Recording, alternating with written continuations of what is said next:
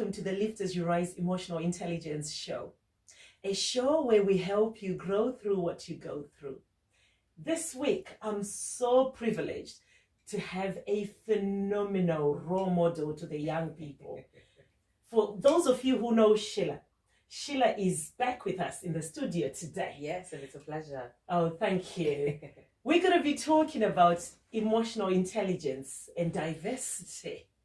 This is a very juicy topic. Yes. And we will be talking about how emotional intelligence can actually help you in having that sense of identity or in understanding who you are. Yes. And also in dealing with the people around you. I'm going to start by getting you to introduce yourself. Who are you? That's a very good question. And obviously, as we were kind of going through the brief and discussing what we'll be talking about today, I kind of had so many different answers that I was going to give to this question going through my head. And really what I want to do is kind of give you a bit of a chronology in terms of answering that question. I didn't used to know who I was. Being someone that is born in Zimbabwe, I came here when I was 3 years old and grew up basically within the United Kingdom. And within those processes, I went to school back in London before I then moved to the West Midlands. I didn't know who I was because I didn't identify necessarily with where I had come from. I had very little knowledge when I was growing up of understanding that I was originally from Zimbabwe. And even when I was at school, when I was like probably I would say about year 6, year 7, getting into those early years, I used to tell people that I was from all sorts of countries. I wouldn't even say I was from Zimbabwe. I'd say, oh, I'm from South Africa, or I'm from Jamaica, or I'd say all sorts of things that just wasn't my country because I didn't know Zimbabwe. I didn't really understand anything about Zimbabwe. And then over time, one thing that was very crucial in my life is that my parents always took me back. As I started to get older, I started to appreciate that we always went back to Zimbabwe every other year. And through that journey, I started to understand, okay, so this is where I come from. This is where my grandparents come from. This is where my dad's parents come from. This is who I am. This is how I got to this position where I am today. And the thing that allowed me to actually start identifying who I was is that other people actually found it fascinating. When I used to go back, friends at school would be like, oh, where did you go summer holidays? Oh, I went to Zimbabwe. Oh, what's it like in Zimbabwe? I started realizing that people actually were interested in where I came from.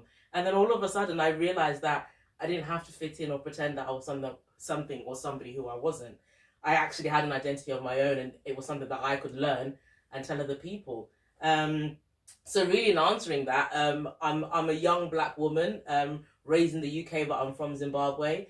And I'm pursuing my goals here in the UK as a legal advocate, at the moment working within the government sector, but you know, who knows what the future holds. And yeah, that's who I am really. That's amazing, Sheila. Thank you so much for sharing that insight. And what I like about what you've just said is that power of identity. I heard you say the minute you realized who you are, you sort of changed your perception. Yes. You used to say, I'm from South Africa. Yes. What made you say that when you're from Zimbabwe? I think because at the time, I probably didn't do any research myself into Zimbabwe or where I was from. I just knew from parents telling me that's where I was from. And obviously, as I said, I came here when I was 3, so not really any knowledge of any country. Yes. And it's only as I started to get to about 9, 10 that I started realizing, oh, okay, there's a Zimbabwe, that's where I come from. But obviously being in the United Kingdom, not many people necessarily knew of Zimbabwe as a country. So I started to identify with where other black people in my school were from and easily started attaching myself to say, oh, well, if she's from Jamaica, I'm from Jamaica as well. Or if that's South Africa, everyone knows South Africa, I'll just say I'm from South Africa. So it wasn't because there was anything particular about that country, but it just seemed the easiest thing to say to then fit in or identify with, at that time, the other classes of people that were from those countries. And that's how it happened, really. Yes. What's great about what you're saying is that when it comes to emotional intelligence, your self-awareness determines what you do and how you deal with the people around you. Yes. And what I particularly like about what you're saying is the minute you actually realized that it's actually okay to just say Yes. where you're from, Yes. regardless of what people are going to say. Yes. That's very powerful, and it's an emotional intelligence step, as in that's one of the first steps, self-awareness. Yes. And I think it was realizing the fact that within your uniqueness, other people will appreciate it and other people will still accept you even in that uniqueness. So sometimes people assume that if they conform with the status quo or what everybody else is doing, that's what makes them a better person. But you don't realize that there's something unique specifically about you that other people would want to know. So as I mentioned in my case,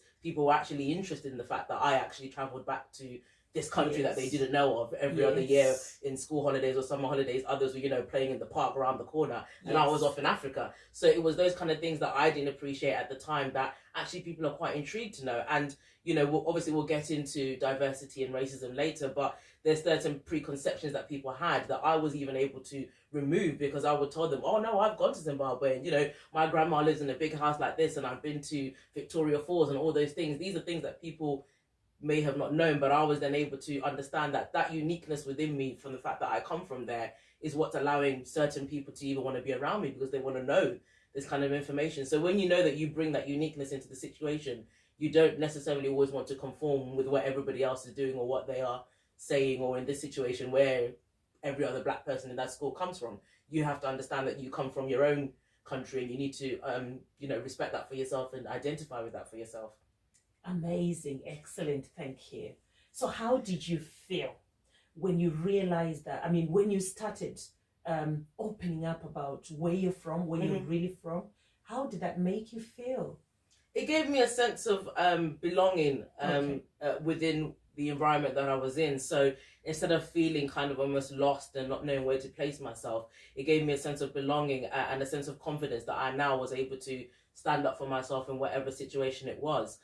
Whether it be racism, about the fact that I come from Africa, let's say, for instance, I was able to have a certain level of confidence within me to say, well, actually, no, where I come from is a beautiful country. I've been there, I go there. This is what it looks like. So I was able to now have confidence, which allowed me to not allow certain things to affect me, which probably could have affected me quite easily if I didn't have that sense of belonging or sense of awareness of where I came from. I would easily be affected by certain comments because I, for myself, had not trying to establish or understand that area of my life for myself.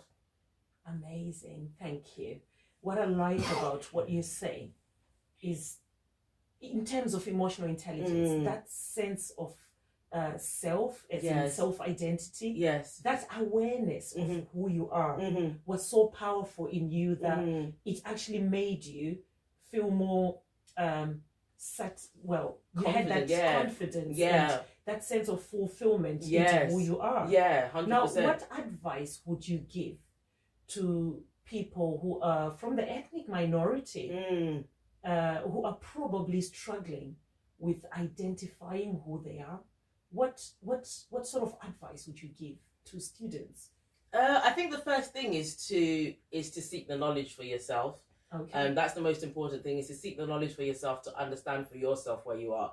It's the same thing that people say about Christians. I mean, when we're taught about how to stand up for yourself as a Christian, you're always taught within Scripture, you know, understand the Bible, understand the verses, understand where certain philosophies in the Bible come from, so that if you're questioned about your belief or what you believe in, you can answer with Scripture. So it's the same thing with your identity. If you're questioned about where you come from, you need to come back with knowledge. If people say whatever derogatory racist statement about where you come from or your country, if you have the knowledge about that to respond accordingly, you have the confidence to be able to address that situation more positively. But if you don't have the knowledge about where you come from, or you haven't got a clue yourself, easily what people say about you, or where that or where whatever it may be about your nationality, ethnicity, whatever it may be, you're easily offended, and then you easily take it on as if it's truth, because you've not for yourself tried to get the knowledge and understand whether that particular statement is accurate or not. Yes. So in other words, if you know that you're someone who's respectful, no matter what people around you are saying, if they're saying you're so rude, and you know that you're respectful, that sense of self-awareness is going to make you just shut off that negative talk or whatever people are saying about you. And that's what will make you like stand out to be who you are. Yes, and and I it will think probably determine whether yes, you end up being successful or not. yes. Well, I think it's difficult, obviously, when you're young because you feel like, you know, especially within the generation that we live in with social media, there's a lot of preconceptions about different nationalities, different ethnicities, different people of different backgrounds, people of different sexual orientation. There's so many connotations associated with that that if you don't build up the confidence for yourself, you will easily be knocked back on several occasions because of certain statements or preconceptions that people may have of, of, of you because of your skin color. But you need to, as you say, identify yourself. If you're not a rude person and you know for yourself that you're a respectful person, you don't have to attach yourself to any connotation that people from this certain ethnicity group are rude or people from this certain ethnicity group behave in this way, because you know for yourself that that's not who you are. So you don't attach yourself so easily to whatever biases other people have about people from your particular background. amazing. You did mention about the fact that people can say a lot of negative things. What sort of negative things do people say, particularly to young people or teenagers?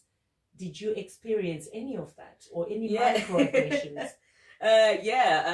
You know, as a black person and coming from Africa, you know, I'm sure others can relate. You've heard the typical, oh, do you live in a hut? That's a lot of things that young kids would have said to me at school. Oh, you know, all your family lives in a hut.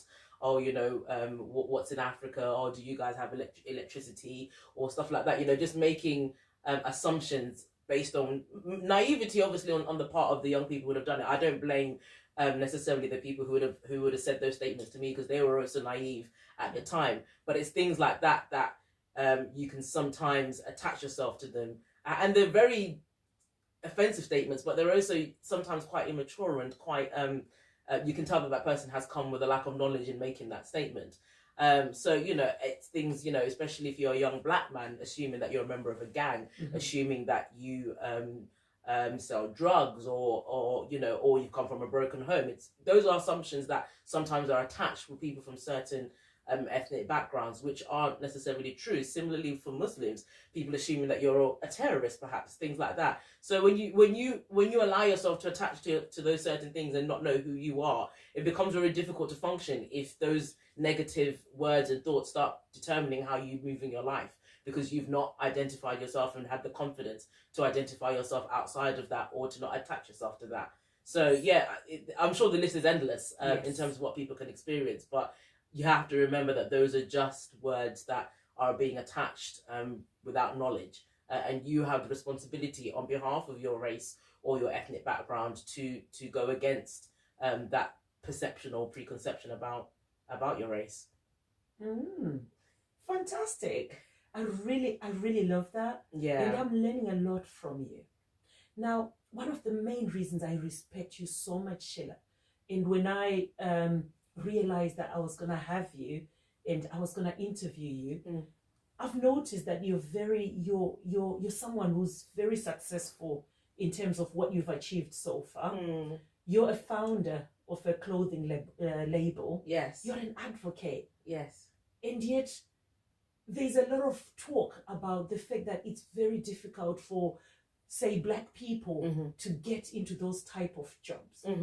How did you get it amidst what people are saying? Yeah. What advice would you give? In terms of obviously my full-time role in terms of advocacy and legal work, it's one of those important to push past the barriers and identify that whatever people think about you or whatever you've heard, and I think what's key is identifying that sometimes the things that stop us from progressing in life or doing certain things in life is just based on what we've heard. We've never necessarily directly experienced it for ourselves to be able to then say, I know I can't get this job because I've gone for it and somebody has turned me down because of my race. It's not always a personal experience. We go off, somebody told me that, I've been told that, oh, I know that it's not possible. And yet we've never actually been through the experience ourselves. And I think, as I said, once I realized when I was young, when I got that confidence about who I was, I think naturally anyway, my character's quite out there and kind of bubbly. But once I got that confidence for myself, I also became quite, what can I say, resilient and forceful in the way that I then went for things. So until someone told me this is not for you or you can't do this. I just tried. And that's the way I've been, and that's the way I still am with a lot of things. Until I'm told that this is a no or you can't go there for whatever reason, I will still try. And I think that's something that as individuals, we have to always try to go that extra mile for ourselves, not attaching our decisions based on what someone else has said or what someone else thinks may be the outcome. We've got to be able to go for ourselves and say, you know what, until I experience the knockback personally, or until I'm told you can't go there, I'm going to try. And that's the most important thing that you have to do in life. It's just to try. But if you automatically close every barrier because you've been told that, you know, this is not a job that black people go for, this is not a job that a black person is entitled to have, and you've not even tried, then you don't know the answer for yourself. And what happens is that the word keeps spreading like Chinese whispers. And really what happens is no one opens that door or that barrier because everyone's been told that you can't without any real proof. So I think the best thing is obviously to just try. And then when you do try, and then obviously that's when the emotional intelligence will come in. When you do try and you go in those situations, you try to navigate yourself around them. Okay, so I'm the first person maybe here. I don't know how this thing works. But then if I'm naturally a respectful person, I'm naturally a polite person, I'm naturally, you know, all the positive things that you can think of. Yes. It's unlikely that you'll necessarily face a rejection straight away without there being another adverse circumstance that's brought the situation about. So you're better off trying. And then at least if you do face the rejection, you can then tell people the story, or you can then be the advocate for the fact that there's generally a concern here, whatever job it may be or wherever you may be in your life, there's generally a concern that you've not been able to progress because of your race. But I think sometimes at certain situations we limit ourselves based on other factors and not necessarily actually take into account what led to that decision, or why did I not go for it, or why are there not any more black people in whatever profession it may be. So that's my take on it. Yes, that's amazing. What I'm hearing from what you're saying is there is power in self-belief. Yes. Which comes back to our theme on identity and self-awareness. You were aware that this is what I'm capable of, and this is what I want to do. Yes. And you went and reached out, and you actually achieved what you wanted to achieve. So you did not listen to what people are saying about whether or not that job is something that can be accomplished or not. Yes. That's so powerful. Yeah. And it comes back to what we're talking about, as in that self-awareness. Yeah. You sort of catch what you're close to. Yes. If in your mind you're always thinking this is what I want to do, it's easier for you to realize that you're actually capable of doing that. Yes. And if you don't listen to anything else and you're sort of reaching out to that, it's something that you can easily accomplish. Yes. I'm hearing that. And it's That's the so power powerful. of manifestation as well, and constantly reassuring and manifesting certain things within yourself. And obviously, like you mentioned, the negative vibe or negative energy. If you continue to manifest negative thoughts about a certain situation, more than likely that situation is going to turn out to be the way you've imagined it or processed it to happen. But if you imagine it in a positive light, it's not that that's the cure to everything, that you necessarily imagine it positive is going to happen. But it's more than likely probable that it will turn out positive. Or even if it doesn't, you're able to see why it may have not gone a certain way for you in a more positive light. So it's also about the power of manifesting how you want things to go. And if you truly believe in yourself that you can be that first person. I mean, how do you think Barack Obama became to be the president of America? There has to be a certain level of thought process that he went through to get to that position, given the history of America and given where it's come from. For him to then be in that position, it wouldn't have taken, you know, the taking of the negative thoughts, the understanding of slavery and where it came back from. For him to be in that position, he had to separate himself from certain things that were known to be the norm or known to be the general preconception about who is expected to be the president of America. But he had to take himself out of that situation and take himself out of his race and still go for that job, and he managed to. So it's those kind of things that people then need to think about in life, the positive more than the negative. That's what I think we need to do more as a race, is to focus on the positive examples that we have more than the negative things that we still see happen and we know happen. Wow. I'm hearing that you're trying to say we need to develop that attitude of gratitude. So no matter what you're going through, it's not that racism doesn't happen. It No. does happen. It's not that microaggressions don't happen. They do happen. But what we're saying is, from what you're saying, is we need to be in that position that we've got that power of self-identity. We are so aware of ourselves and our emotions that we are going to develop that attitude of being grateful, take positives from whatever situation you're going through. Yes, 100%. And we've got a part to play as well.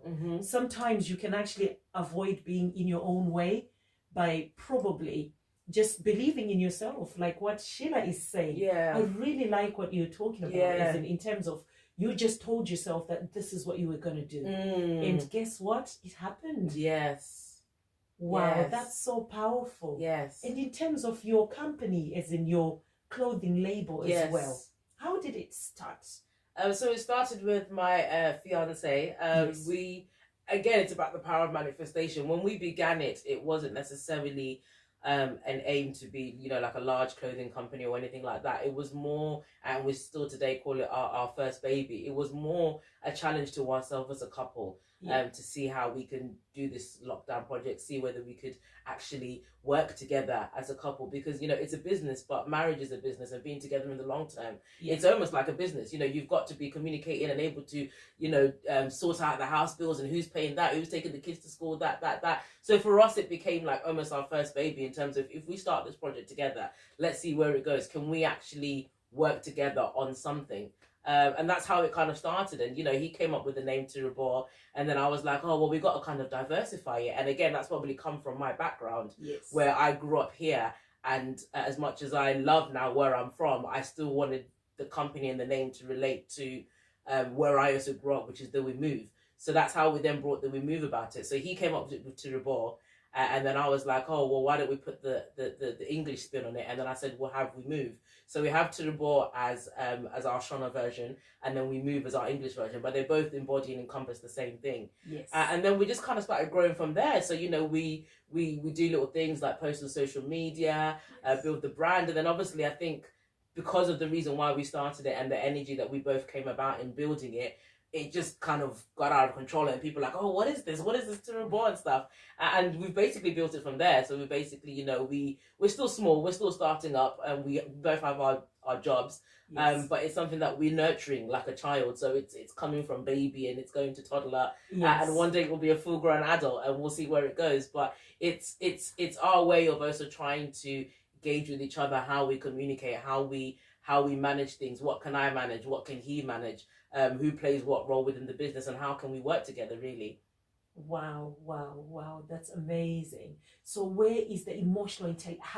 How can you say you've used your emotional intelligence in starting this business? It was kind of respecting each other's boundaries, and then knowing how we are respecting each other's boundaries, yet working on the same project and achieving a common goal. And that really is how we've exercised the emotional intelligence. So rather than, maybe the preconception that when you go in business with your partner, one will be shouting at the other, oh, you don't know what you're doing, I'm going to do this by myself, or whatever. We started to learn how to actually understand that, okay, this is your department and I want you to thrive in that, and this is your department and I want you to thrive in that. Where we can help each other or cross over, we will, but then we come together to keep building this amazing thing, whilst respecting each other's separate departments, so to speak. That's amazing, because I think that's one of the most difficult things, to work with a partner and succeed in that business. But the fact that you were able to sort of manage your own emotions and being aware that you are a couple, and that knowing that you do know that you're bound to argue. But you're in control of that enough for you to avoid all that. And to let the business still succeed.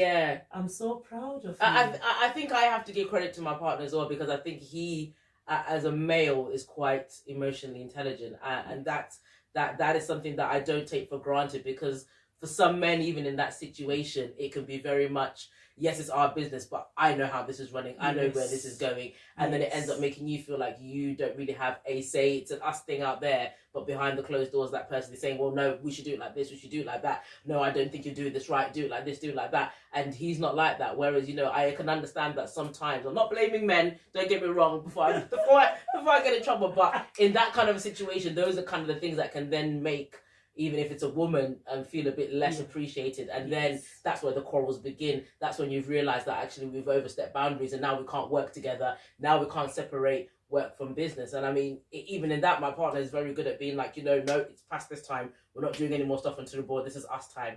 We don't get too engaged in that. So I think all those factors are very crucial. But again, these are things that we've then learned to establish because of the business, how we'll go forward, even when we do other things within our relationship. It's all part of the understanding and trying to do something that actually brings about that lesson for us to both know, because it's a lifelong lesson that, we can't take away from the value of the lessons we're learning through it. Oh, wow. Yeah. That's amazing. Wow. That's so amazing. I feel like I'm throwing some information at you. No, what you're saying reminds me of this analogy, which I always talk about. Analogy of a little bird. Yes. Sitting on a branch of a tree. Yes. Its power is not from the branch. If anyone is to cut off that branch, the power lies in its ability to fly. So this is why I'm passionate about emotional intelligence. Yes. Because when you've got that emotional intelligence, it's similar to the ability to fly. Wow. So that means no matter what happens on the branch that you're sat on, you always have a way. So no matter what happens in your workplace, no matter what happens in your relationships, no matter what happens in your business, if you have the emotional intelligence, it means you're self-aware, you're aware of yourself enough to sort of manage yourself. And in doing that, you're managing the people around you. Oh, yes. So that means it's so powerful. And I think personally as a Christian, the fact that sometimes when I pray, I sort of let God deal with it for me. Yes. So I think emotional intelligence and religion are actually things which are like hand in glove. Yeah. Because they actually resonate with each other. And it sort of helps me when I'm going through a lot, even with the job interview, for example. If I tell myself that, you know what, I can do this and I really want to get this job, I sort of numb what people say, the prejudices around whatever job it is. Yes. So even if I don't get the job, I'm grateful because I know that not everything is meant for me.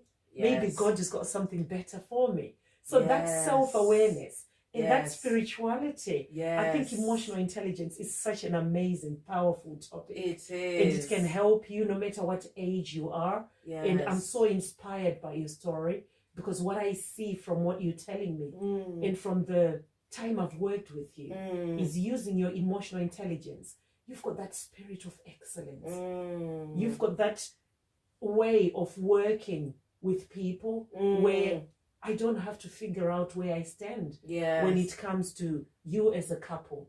And I'm so privileged to be working with you. Oh no, it's amazing. And I'm learning so much from this show. I mean, sometimes even when I'm speaking to you, I feel like I'm just speaking, but then the things that you're then relaying back to me, I'm like understanding the importance. And I think that's the key thing, is that sometimes people can think, oh yeah, I do that. Oh yeah, I naturally think like that. But then you don't understand the importance of those conscious thoughts that you're making and how they're affecting your day-to-day decisions. So this show that you're doing, it's important for people to, even if they naturally think a certain way or think in a positive way, but that reinforcement is very important, because sometimes it can take just one event and then you slip up and then it ruins the way you think about everything for the rest of your life. So the same way we go to church, or if people who are religious go to whatever religious organization on a regular basis, you might have read that verse however many times, but it's always reinforced to you so that you remember. And it's things like emotional intelligence, where you might think that you're emotionally intelligent, or you might think that you behave in a certain way which is compliant with it, but you need the reinforcement. You need somebody to keep on telling you,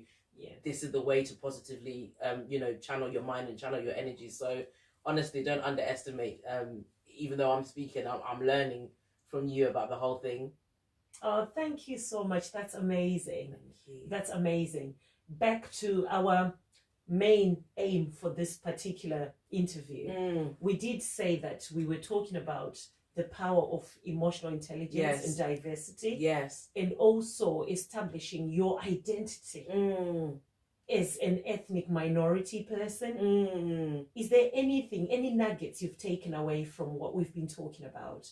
As in, what are some of the words of encouragement or anything that you have to say to encourage someone out there who's probably struggling and they're not sure how to deal with situations they're in, or employers out there who probably need help in terms of how they can deal with people who are different to them? Have you got anything that you can say about? Yeah, I mean, from what you've said, obviously, and from the answer that I gave, it's also about the knowledge. It's so important for people to share knowledge about what they know about other people. So for people, for instance, with employers, they need to seek the knowledge to understand their workforce, to understand the people that they have at all levels, you know, as much as they can, try to understand those diverse amount of people that they have in there. Because if you don't understand somebody, or you don't take the time to understand somebody, you won't be able to relate to them at their level or on their level for them to be able to be effective. And, you know,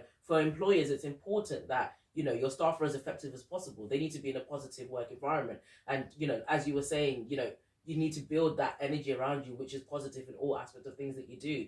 If your environment is negative and it continues to breed negativity, you're not going to be effective in terms of the things that you produce. So for an employer, it will always be key to make sure that they go out of their way to understand the workforce that they have or the type of employees that they have, not to make anybody from any ethnic background feel excluded from the overall objective of what that company is trying to do. Because indeed, every person plays a part or has a part to play in how the company or how a company succeeds. So in terms of like the workforce, that would be my advice in terms of employers. In terms of just general people, like I said, for me as well, it's about understanding yourself and the knowledge, and obviously what we're speaking about today, the understanding your identity. If you don't know who you are and you're confused about who you are, or you're battling with who you are, seek the knowledge from the relevant people. If that's not family members or people around you, or if you don't have necessarily the family members to go to, other people who are of a similar background to you, try to have a word with them and try to gauge with them to understand, you know, someone that you can relate to. Because naturally, if you're isolated, it's not going to be easy. And if you're in a position where you're the only person amongst, you know, thousands of people, you're in isolation, try to reach out to people that are of a similar background to you so that you can seek that knowledge. And you've got to want to desire it. You've got to want to desire your identity and desire to know who you are. If you don't desire it, then ultimately there's not much advice this show can give you. But if you actually desire it and you want to be in that better place and you want to be able to know your identity and have a positive impact in the world, then go out of your way to seek knowledge from people who are similar to you. Seek knowledge from your family members. You know, something as simple as, if you don't even know, you know, your family tree, go and ask somebody within your family. Oh, where do I come from? Oh, who's my granddad? Who's my grandma? And where did they come from? And try to understand those things, because they are unique about who you are. Nobody can ever take that away from you. So it's your responsibility to kind of get that knowledge, for you to then build that confidence to say, this is who I am. This is where I come from. These are the things that build me. These are the beliefs that my family grew on. This is why I'm where I am today. And things like that, really. That's amazing. Yes. And I also think it's worth reflecting a lot. Whatever you're going through, whatever people are doing around you, take time to respond without reacting. Oh, yes, that's so powerful. sometimes, for example, if someone does something that you don't like, you're not obliged to answer straight away. You've got a right, or you're allowed to actually think, to actually reflect before you respond, and get in touch with your emotions as well. And I think we also have a part to play. So for example, say at a workplace, I've heard a lot of situations where maybe you're always late for work, and you're always not doing the right thing. And the minute someone tries to tell you, you're so quick to play victim, to say, oh, they're racist, that's why they're doing this. So I think for us to help each other, maybe if you do your part, am I efficient? If I'm being given feedback, even if it's negative feedback, sometimes there is always something about feedback, which is an opportunity for you to grow. Yes. But it's only when you think about it and when you reflect on it and when you find out what it is that you need to do, if you focus on that, that's the attitude of gratitude. Wow. Because then if you improve, you get to a point where you don't have to probably deal with that. Yes. And maybe you're not in your own way. Because a lot of times we can easily be in our own way. I think that reflection, because of our egos. That word reflection and what you just said about reflection is so key, because like you say, if you take time to actually go back and analyze a scenario from beginning to end, whatever situation that you were in, and analyze it and think, okay, my boss pulled me into a room or whatever and he's just told me off about this. Let me take it from the beginning. How did this even begin? When you go back to it, you can't really necessarily pinpoint where you think the racism took place, because if he's put down on whatever it is, the report or whatever, you were late this many times, you didn't respond to emails, or you logged off. These days we work from home, you logged off at 2 and you know that you should be logged on at least until 3, and you start having the evidence put before you that yes, this is what you've done. It's difficult for you to then have that victim mentality where you then say, oh, it was racism that made him say that, when the evidence is being put before you. And in the alternative, flip and reverse it. If you are pulled aside by a manager or teacher or whoever it even may be, and you feel like it's unjustified, you have the right to question and say, can I understand where this is coming from, or why have you said this, or can you just put it down in writing, or whatever it is that will make you feel comfortable. You have the right to question. But if you choose not to question and you choose to take it away and say it was racism, then you're also not playing your part in making sure that situation is dealt with correctly. But if you actually like you say, in a respectful way, if you know yourself and you're able to assert yourself in a respectful way, you can ask for the evidence which has led to why this particular reprimand is happening on you. So you can say, can I see the records, or why you're saying I've been late? Where does it say I've been late? I just want to see. As long as you do things like you mentioned, in a respectful way, it wouldn't necessarily automatically lead to that. It's when all those avenues have been explored in a respectful way that it still leads to that you may then question whether there is that element, and therefore in that situation you are then justified for feeling that way. But you need to, like you say, which is the key thing that I picked up, the reflection is key for you to then make that final conclusion. You need to reflect so that you don't make decisions based on emotion rather than facts. I quite like when you mentioned about making decisions based on emotions. A lot of times we do that, and when we do that, we miss out on the bigger picture. So for example, a friend of mine was just saying about how some people who are in prison right now, they probably just flipped from the heat of the moment. Maybe they had an argument in a relationship, like a marriage relationship, and they got so angry that they couldn't control their emotions. And someone can easily grab something and stab someone. And what I'm trying to say is, it's very important that you actually know yourself first, reflect, and don't act on emotions. Because whatever you've done, once that moment is past, whatever you've done, it might be something that you can't take back. And it might be something that the consequences of you can't control. So it's very important that we are mindful of that. And that's how powerful emotional intelligence is. And I feel personally that in terms of diversity, back to diversity and identity, like you're saying, you rightly said, because some of the problems we face or people face as people who are different are so real and they're so complex. Having the emotional intelligence will help you discern where a situation is genuinely something that needs to be addressed. But then if you don't have the emotional intelligence, it might be a case of you're not being taken seriously. Because I mean, a good example, like the one we were talking about, being late to work all the time, and then you try to be defensive about it. And yet you're not solving it. And then maybe when you get fired, you're probably thinking, oh, that's who they are. I mean, if you're going to continue doing that, it's just going to be a ripple effect wherever you go. If you don't deal with yourself, then it's always going to be difficult. And it only takes emotional intelligence, and not just at workplaces, but in every situation that you encounter.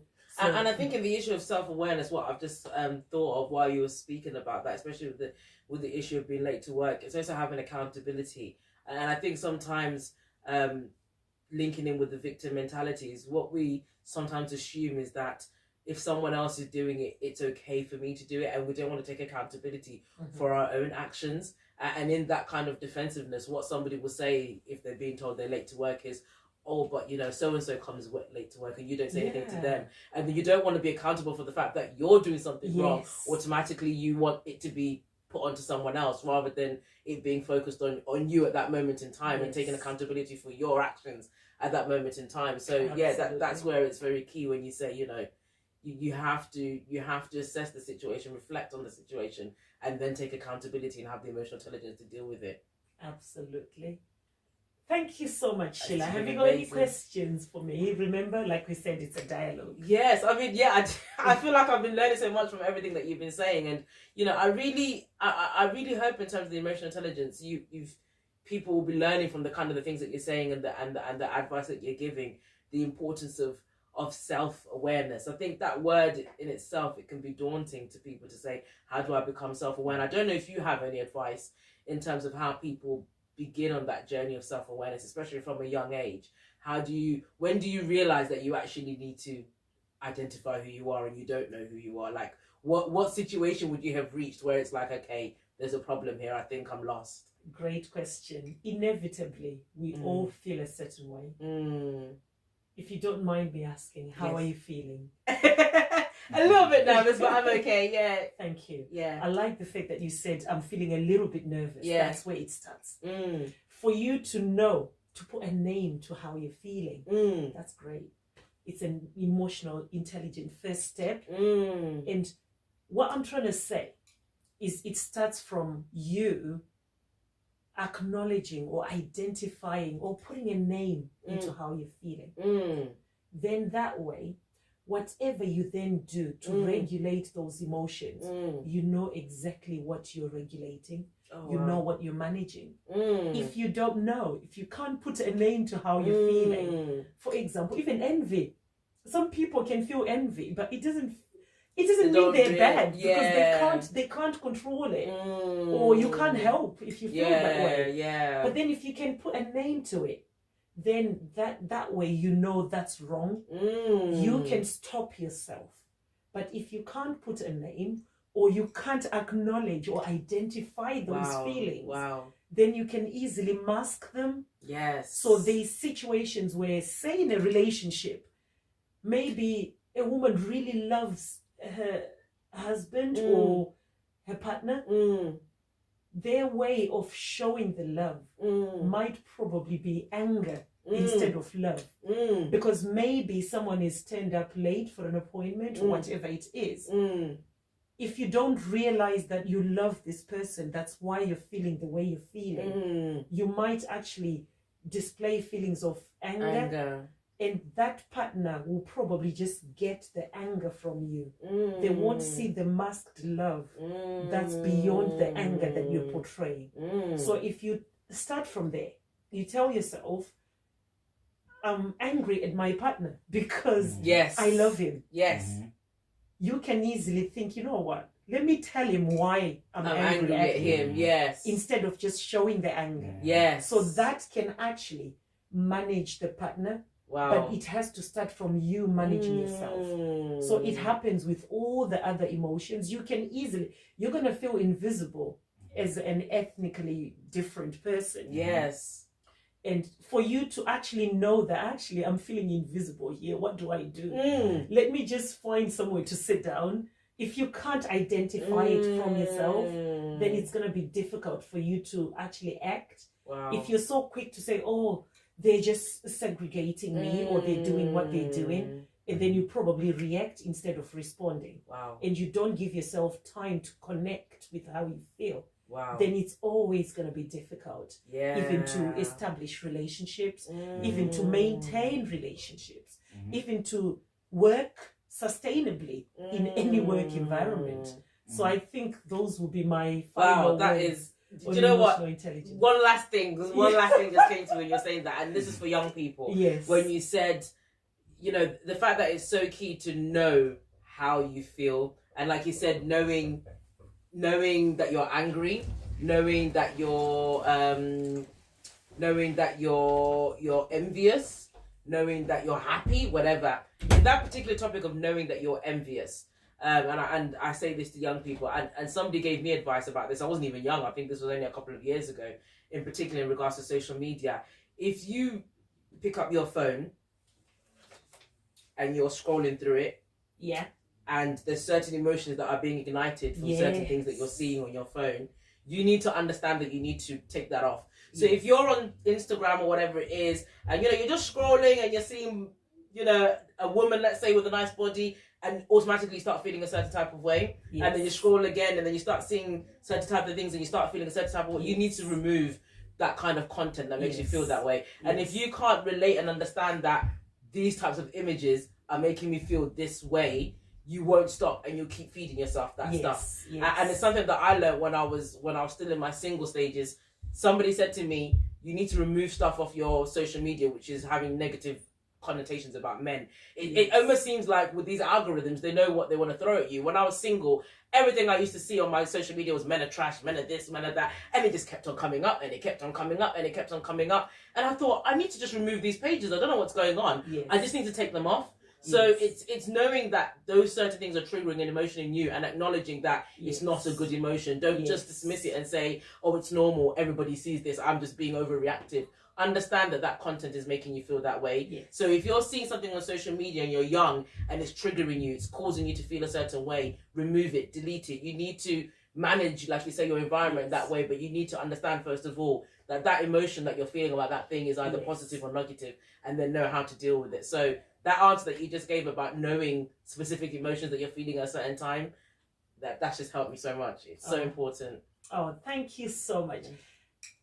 Right, we've come to the end of the show. Wow. Like I said before, I've been privileged to have you.